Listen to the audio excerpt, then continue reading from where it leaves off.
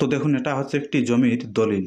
অর্থাৎ এই ধরনের দলিল যদি আপনাদেরও থাকে এবং সেই দলিলটি যদি আপনারা রেকর্ড বা মিউটেশন করতে চান, তাহলে সর্বপ্রথম যে অনলাইনের মাধ্যমে আবেদনটি করতে হয়, অর্থাৎ নিউ বাংলা ভূমি যে ওয়েবসাইট রয়েছে, সেই ওয়েবসাইটের মাধ্যমে সেই আবেদনটি কিভাবে করবেন, সেই প্রসেসটি স্টেপ বাই স্টেপ এই ভিডিওতে আপনারাকে আজকে দেখাবো।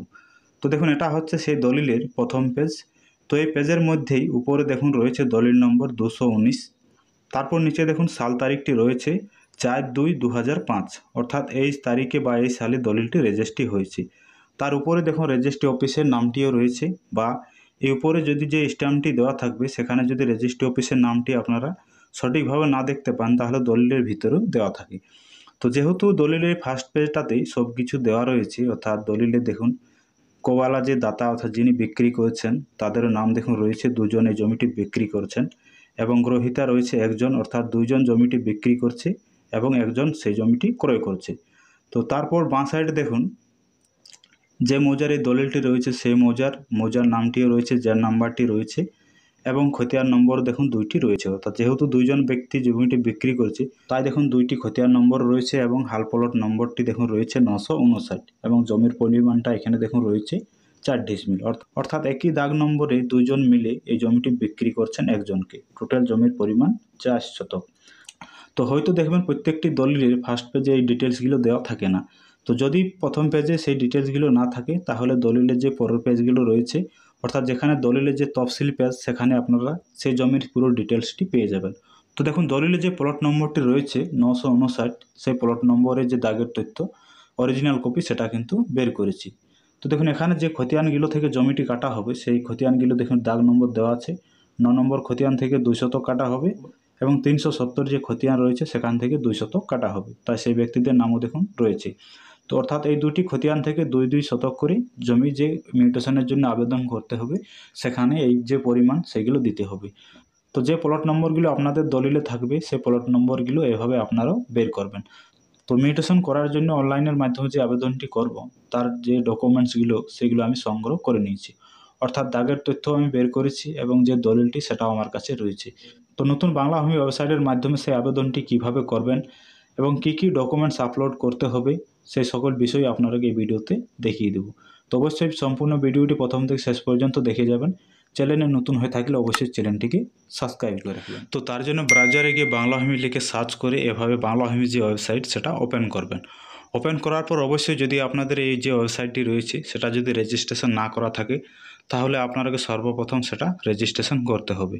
রেজিস্ট্রেশন করলে ইউজার নেম এবং পাসওয়ার্ড নিয়ে আপনাকে লগ ইন করতে হবে। লগ ইন করলে দেখবেন এভাবে আপনাদের সেই নামটি আসবে। এরপর একটি দলিল রেকর্ড বা মিউটেশন করার জন্য যে আবেদনটি করবেন, তো তার জন্য 2 নম্বরে সিটিজেন সার্ভিস অপশানে ক্লিক করবেন। ক্লিক করার পর প্রথমে দেখুন রয়েছে অনলাইন অ্যাপ্লিকেশান, তারপর এখানে ক্লিক করবেন। ক্লিক করলে আবারও প্রথমে দেখুন একইভাবে রয়েছে মিউটেশন অ্যাপ্লিকেশান, সেখানে আবারও ক্লিক করে নেবেন। তারপর নিচে এসে এখান থেকে আপনাদের যে ডিস্ট্রিক্ট, সেই ডিস্ট্রিক্টটা সিলেক্ট করবেন। তারপর ব্লকটি সিলেক্ট করবেন। তারপর একইভাবে এখানে যে মৌজাটি থাকবে সেই মৌজাটি সিলেক্ট করবেন। অর্থাৎ আপনাদের দলিলে সেই ডিটেলসগুলো পেয়ে যাবেন। তারপর নিচে আসে এখানে অ্যাপ্লিক্যান্ট টাইপ সেলফ, সেটাই রেখে দিবেন। তারপর এখানে রয়েছে দেখুন অ্যাপ্লিক্যান্টের যদি কোনো খতিয়ান নম্বর থাকে, অর্থাৎ যে ব্যক্তির নামে আপনারা আবেদনটি করছেন, অর্থাৎ দলিলটি যে ব্যক্তি ক্রয় করেছেন, সেই ব্যক্তির যদি সেই মৌজাতে, অর্থাৎ এই মৌজা যেখানে সিলেক্ট করেছেন সেই মৌজাতে সেই ব্যক্তির নামে যদি কোনো জমি থাকে বা কোনো যদি খতিয়ান নম্বর থাকে, তাহলে ইয়েসে ক্লিক করবেন। ক্লিক করার পর এখানে সেই খতিয়ান নম্বরটি বসিয়ে দিবেন। আর যদি সেই মৌজাতে কোনো জমি বা খতিয়ান নম্বর না থাকে, তাহলে নো অপশানে ক্লিক করবেন। আর যদি খতিয়ান নম্বর থাকে তাহলে অবশ্যই সেই খতিয়ান নম্বরটি দিয়ে দিবেন। তাহলে কি হবে, সেই খতিয়ান নম্বরেই বাকি যে জমিটি বা যে জমিটি রেকর্ড করবেন সেই জমিটি সেই খতিয়ানের মধ্যে অ্যাড হয়ে যাবে। খতিয়ান নম্বরটি দেওয়ার পর বাইরে একবার টিকটা দিলে দেখবেন সেই ব্যক্তির যে নাম, সেই নামটি বাংলাতে চলে আসবে। তারপর দেখুন রয়েছে ইন্ডাস্ট্রিয়াল পারপাস, তো এখানে এক্ষেত্রে অবশ্যই নো অপশানটাতে টিকটা রেখে দিবেন। তারপর দেখুন একটি অপশান রয়েছে যে ব্যক্তির কাছ থেকে আপনারা জমিটি ক্রয় করছেন সে ব্যক্তির বর্তমান রেকর্ডের নাম রয়েছে কিনা। যদি থাকে তাহলে ইয়েসে টিকটা রেখে দিবেন। আর যদি না থাকে, অর্থাৎ এমন হয় যে কেউ বাবার সম্পত্তি ছেলেরা বিক্রি করে ওয়ারিশ সূত্রে, তাহলে নো অপশানে টিকটা দিতে হবে।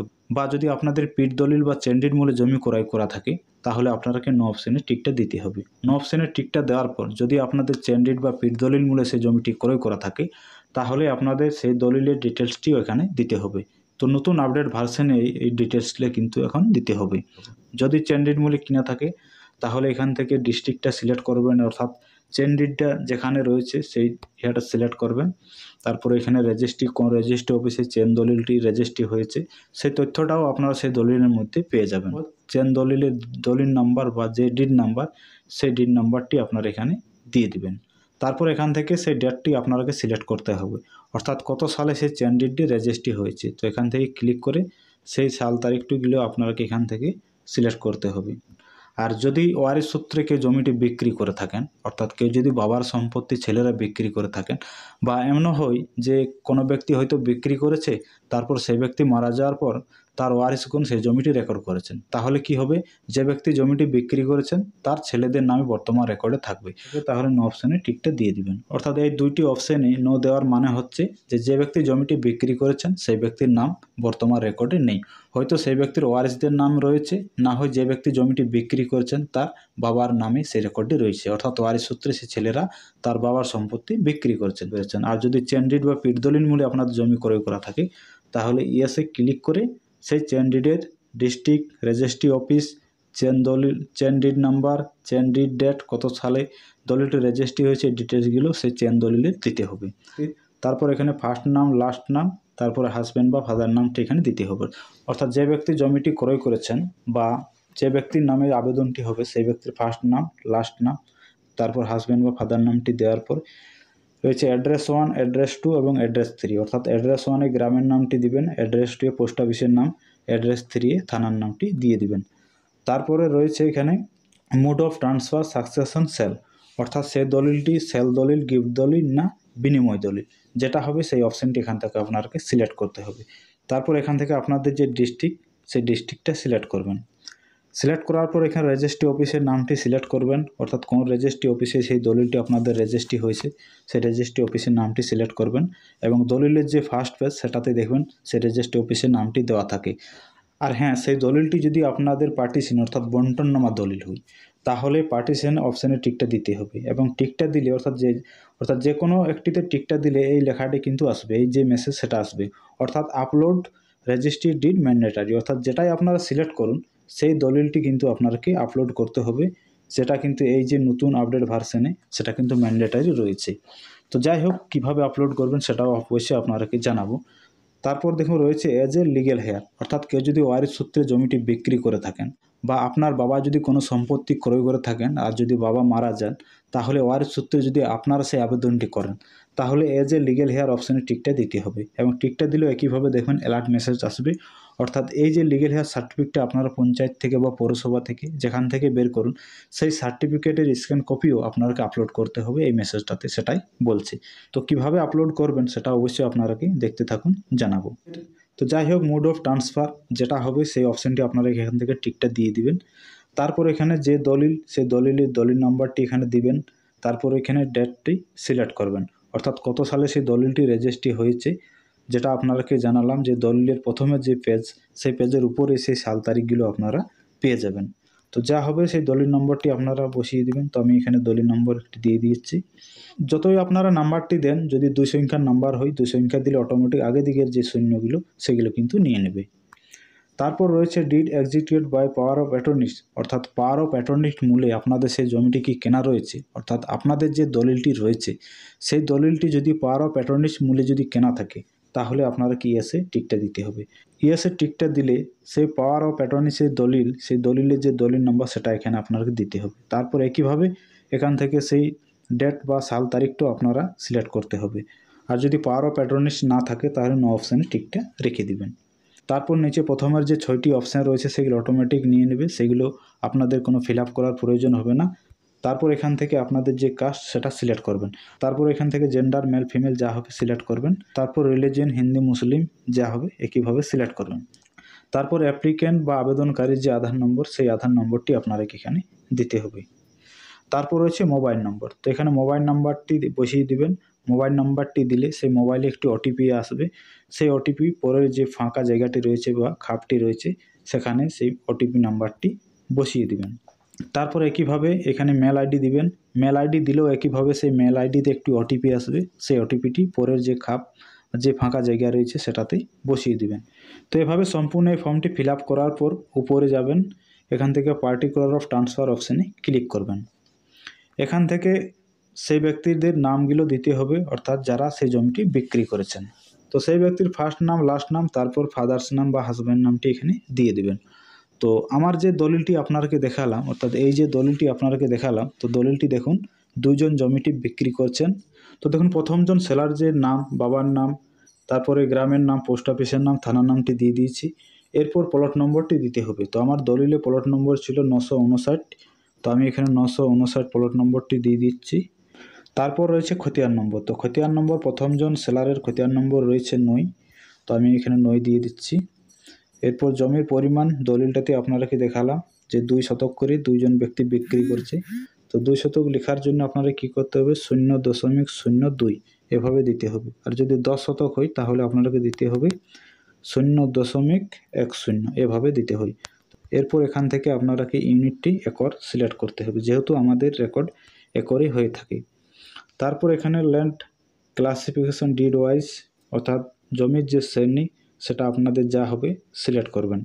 তারপর হচ্ছে পারপাস অফ মিউটেশন, সে জমির শ্রেণীটি কি, কৃষি জমি, অকৃষি না জলাযোগ্য, তো যেটা হবে সিলেক্ট করবেন। যদি কৃষি জমি হয় তাহলে এগ্রিকালচার করবেন, অর্থাৎ বাস্তু জাতীয় কোনো যদি জমি হয়, অর্থাৎ বাড়ি বানানোর জমি যদি হয় তাহলে আপনারা হোমস্টেড অ্যান্ড নন এগ্রি এটা সিলেক্ট করবেন। আর যদি ওয়াটার বডি, অর্থাৎ বাঁধ, পুকুর, নালা এই ধরনের যদি জমি হয় তাহলে ওয়াটার বডি সিলেক্ট করবেন।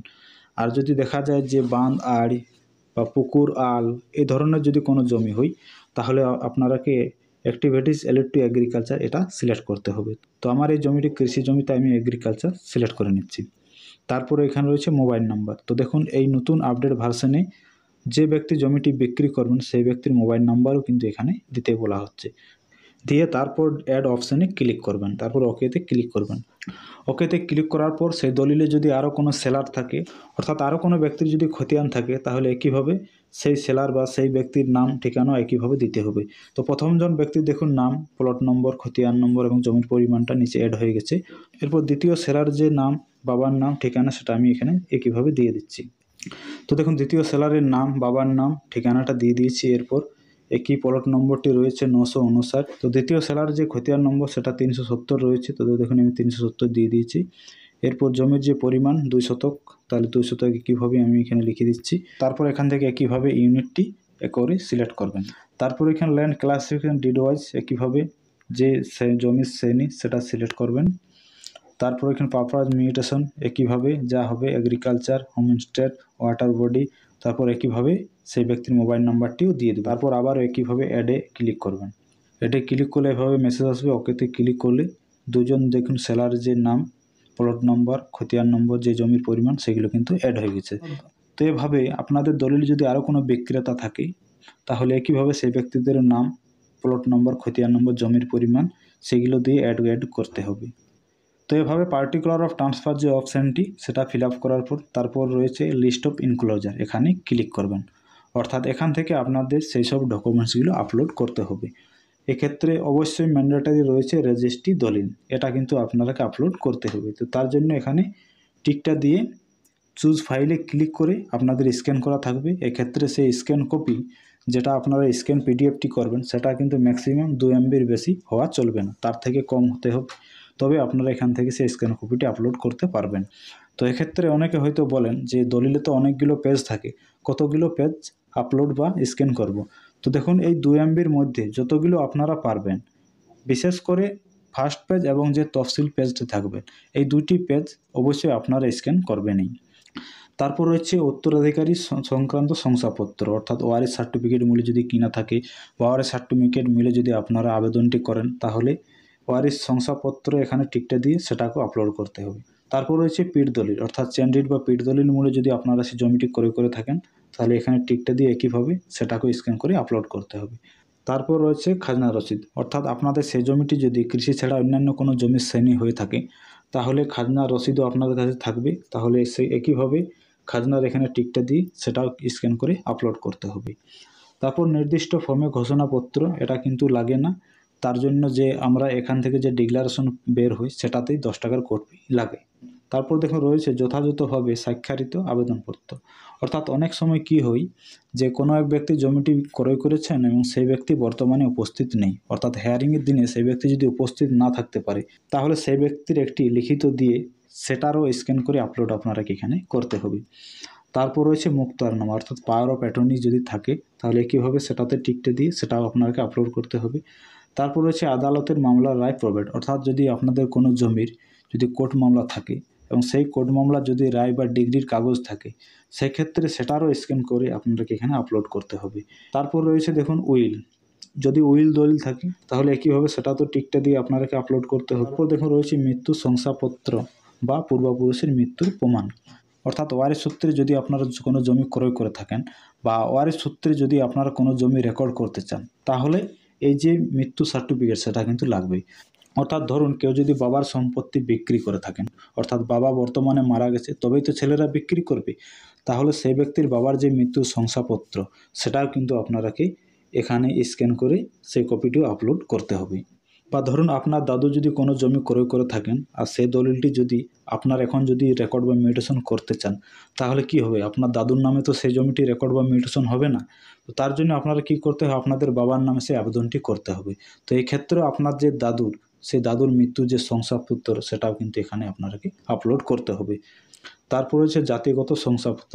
তো বাংলা ভূমির এই নতুন ওয়েবসাইটে এতগুলো আপলোডের যে বিষয়টি বলা হচ্ছে, তো এগুলোর মধ্যে যে কোনো একটি অবশ্যই আপনাকে আপলোড করতেই হবে। আপলোড না করলে এখানে সাবমিট করলে কিন্তু সাবমিট নেবে না। তো যাই হোক, ধরুন আপনাদের দলিল রয়েছে, তাহলে দলিল এখানে টিকটা দিয়ে চুজ নাও ফাইলে ক্লিক করবেন। ক্লিক করার পর যে ফাইলের মধ্যে আপনাদের স্ক্যান কপিটি থাকবে সেটা সিলেক্ট করবেন। তো দেখুন এখানে আমি সেই রেজিস্ট্রি যে দলিল সেটা সিলেক্ট করে নিয়েছি। এরপর কি করবেন, এখানে যে ক্যাপচার কোডটি রয়েছে সেই ক্যাপচার কোডটি বসিয়ে দিবেন। এখানে ক্যাপচার কোডটি দেওয়ার পর ডিক্লারেশনের টিকটা দেবেন। তারপর নিচে সাবমিট অপশানে ক্লিক করার পূর্বে অবশ্যই পুরো ফর্মটি আরেকবার আপনারা ভালোভাবে যাচাই করে দেখে নেবেন, কারণ যদি একবার ভুল হয় তাহলে কিন্তু এডিটের কোনো আর অপশান এইগুলো থাকে না। এরপর সব কিছু ঠিকঠাক যদি আপনাদের মনে হয় যে হ্যাঁ সব কিছু আমার আবেদনটি কোথাও কোনো ভুল নেই, তাহলে এরপর আপনারা কী করবেন, সাবমিট অপশানে ক্লিক করবেন। সাবমিটে ক্লিক করলে দেখবেন এভাবে একটি সাকসেসফুল গ্রিন কালারের মেসেজ আসবে। সেই মেসেজটাতে অ্যাপ্লিকেশান নাম্বারটি দেওয়া থাকবে, অর্থাৎ মিউটেশনের যে অ্যাপ্লিকেশান সেই অ্যাপ্লিকেশান নাম্বারটি আপনারা পেয়ে যাবেন। তারপর প্লট নম্বর, খতিয়ান নম্বরগুলোও দেওয়া থাকবে। এবং এক্ষেত্রে দেখুন যেহেতু এই জমিটি কৃষি জমি ছিল তো তাই এখানে দেখুন মিউটেশন ফিয়ের যে টাকার পরিমাণটা সেটা কিন্তু আসে না। যদি আপনাদের সেই জমিটি কৃষি ছাড়া অন্যান্য কোনো জমির শ্রেণী হয়ে থাকে, অর্থাৎ অকৃষি, বাঁধ, বাস্তু, বাগান এই ধরনের কোনো যদি জমি থাকে তাহলে এখানে মিউটেশন যে ফি কত টাকা লাগবে সেই টাকার পরিমাণটা কিন্তু আপনারা এখানে পেয়ে যাবেন। এরপর ওকে অপশানে ক্লিক করবেন।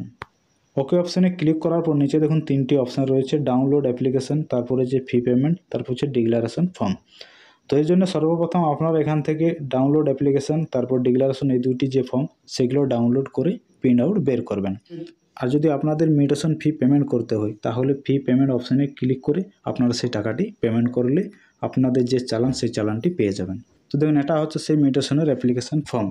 আর ডিক্লারেশন ফর্মটি যদি আপনারা ডাউনলোড করেন তাহলে দেখবেন এই ধরনের হয়ে থাকবে। এটা কিন্তু দেখুন এই ডিক্লারেশন ও অ্যাপ্লিকেশন নাম্বারটি দেওয়া আছে। পূর্বে কিন্তু এই ডিক্লারেশন ফর্মে অ্যাপ্লিকেশন নাম্বারটি থাকতো না। এই নতুন আপডেটে কিন্তু এবার থেকে অ্যাপ্লিকেশন নাম্বারটি ওই ডিক্লারেশন ফর্মটাতেও দেওয়া রয়েছে। তো এভাবেই সেই দুইটি ফর্ম আপনারা ডাউনলোড করে প্রিন্ট আউট বের করবেন এবং এই দুইটি ফর্মেই যে অ্যাপ্লিক্যান্ট বা আবেদনকারী সেই ব্যক্তির কিন্তু সই বা সিগনেচার নিচে করতে হবে। এখানে দেখুন রয়েছে ফুল সিগনেচার অফ ডিক্লারেশন, অর্থাৎ যে ব্যক্তি জমিটি ক্রয় করবেন সেই ব্যক্তির নাম এখানে সই করতে হবে। তো এভাবে অ্যাপ্লিকেশানটি করার পর সেই অ্যাপ্লিকেশান নাম্বারটি তো আপনারা পেয়ে গেলেন। এরপর সেই অ্যাপ্লিকেশান নাম্বার অনুযায়ী আপনারা যে ক্যাশ নাম্বার সেটা কিভাবে বের করবেন, অর্থাৎ অনলাইনের মাধ্যমে দলিল মিউটেশন করার জন্য যে অ্যাপ্লিকেশানটি করতে হয় সেই অ্যাপ্লিকেশান করার পর আপনাকে একটি কিন্তু ক্যাশ নাম্বারও নিতে হয়। তো সেই ক্যাশ নাম্বারটি কিভাবে নেবেন তো চলুন সেটা আপনাদেরকে দেখিয়ে দিচ্ছি। তো দেখুন যদি আপনাদের সেই জমিটি কৃষি ছাড়া অন্যান্য কোনো জমির শ্রেণী হয়ে থাকে, অর্থাৎ যদি আপনারা ফি পেমেন্ট করেন তাহলে কিন্তু আপনারা যে চালানটি পাবেন সেই চালানের জিআরএন নাম্বার এবং অ্যাপ্লিকেশান নাম্বার দিয়ে জিআরএন সার্চ করে সেই ক্যাশ নাম্বারটি বের করতে হয়। তো যেহেতু আমার এটা কৃষি জমি তো তাই কিন্তু আমাকে ফি পেমেন্ট করতে হয়নি। তো এই ক্ষেত্রে এই ধরনের অ্যাপ্লিকেশানের ক্যাশ নাম্বার কীভাবে বের করবেন তো চলুন সেটা আপনারাকে দেখিয়ে দিচ্ছি। এর জন্য একইভাবে বাংলা ভূমি পোর্টালটি ওপেন করবেন। ওপেন করার পর 2 নম্বরে সিটিজেন সার্ভিস অপশানে ক্লিক করার পর অনলাইন সার্ভিস স্ট্যাটাসে এখানে ক্লিক করবেন। ক্লিক করার পর নিচে দেখুন রয়েছে মিউটেশন প্লট খতিয়ান স্ট্যাটাস, এখানে ক্লিক করবেন। এরপর এখান থেকে ডিস্ট্রিক্টটা সিলেক্ট করবেন, তারপর এখান থেকে ব্লক সিলেক্ট করবেন, তারপর যে মৌজা হবে সেই মৌজাটি একইভাবে সিলেক্ট করবেন। তারপর যে প্লট নম্বরটি আপনাদের হবে সেই প্লট নম্বরটি এখানে দিয়ে দিবে। তো আমার এই দলিলের প্লট নম্বর রয়েছিল 959। এরপর ক্যাপচার কোডটি দিয়ে নিচে সাবমিট অপশানে ক্লিক করবেন। সাবমিট করার পর নিচে দেখবেন সেই ক্যাশ নাম্বারটি আপনারা পেয়ে যাবেন। অর্থাৎ আপনারা যে আবেদনটি করেছেন সেই আবেদনের যে ক্যাশ নাম্বার, সেই ক্যাশ নাম্বারটি দেখবেন বাঁ সাইডে থাকবে। তারপর ক্যাশ ডেটটা দেওয়া থাকবে, অর্থাৎ কত তারিখে আপনারা সেই আবেদনটি করেছিলেন। সেলারের নাম দেওয়া থাকবে, সেলারের খতিয়ান নম্বর দেওয়া থাকবে, বায়ারের নাম দেওয়া থাকবে, বায়ারের খতিয়ান নম্বর দেওয়া থাকবে যদি খতিয়ান নম্বর দিয়ে অ্যাপ্লিকেশন করে থাকেন। তারপরে স্ট্যাটাস আন্ডার মিউটেশন লেখা থাকবে। এরপর আপনাদের এই যে ক্যাশ নাম্বার আপনারা পাবেন, সেই ক্যাশ নাম্বার অনুযায়ী কিছুদিন পর হেয়ারিং বা শুনানির তারিখের একটি মেসেজ আপনারা মোবাইলে পেয়ে যাবেন। অর্থাৎ যে মোবাইল নাম্বার দিয়ে আপনারা আবেদনটি করবেন সেই মোবাইলে আপনারা সেই মেসেজটি পেয়ে যাবেন, এবং সেই মেসেজের মধ্যে দেওয়া থাকবে যে কত তারিখে বিএলআর অফিসে আপনাকে যেতে হবে, এবং সেই হেয়ারিং বা শুনানির দিন অবশ্যই আপনাদের যাবতীয় ডকুমেন্টস নিয়ে সেই অফিসে যেতে হবে। অর্থাৎ এই ক্যাশ নাম্বার অনুযায়ী হেয়ারিং বা শুনানির তারিখে ডেট পাওয়ার পর তার পরবর্তী কী প্রসেস রয়েছে, অবশ্যই সেই প্রসেস যদি জানতে চান তাহলে চ্যানেলে ভিডিও রয়েছে, সেই ভিডিও দেখে আপনারা পরবর্তী প্রসেসটি জেনে নিতে পারেন। তো এতক্ষণ পর্যন্ত আপনাকে দেখালাম নতুন ওয়েবসাইটের মাধ্যমে এই 2024-এর নতুন নিয়মে জমির মিউটেশনের জন্য আবেদন অনলাইনের মাধ্যমে কিভাবে করবেন, A to Z পুরো প্রসেসটা আপনাকে দেখিয়ে দিলাম। এবং এরপরও যদি আপনাদের কোনো সমস্যা থাকে তাহলে অবশ্যই মতামত কমেন্ট সেকশনে কমেন্ট করে জানাবেন। ভিডিও ভালো লাগলে একটি লাইক করবেন, চ্যানেলে নতুন হয়ে থাকলে পরবর্তী ধরনের জমি সংক্রান্ত ভিডিও দেখার জন্য অবশ্যই চ্যানেলটিকে সাবস্ক্রাইব করবেন।